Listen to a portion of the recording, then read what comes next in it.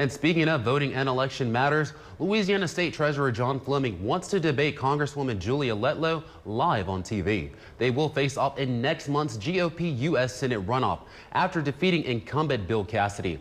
Fleming says Letlow has several unanswered questions that she needs to address before the polls open. He brings up accusations of insider trading, which the Congresswoman denies. Fleming says he's waiting to hear if Letlow agrees to the debate. And Congresswoman Letlow responding today to Treasurer Fleming's challenge, saying she has no interest in a debate. And quote, Louisiana Republicans already made their decision loud and clear when they sent me to the runoff with a commanding lead. I'm focusing on continuing to earn voters' trust and talking about the issues that matter to Louisiana families, not engaging in political theater for attention.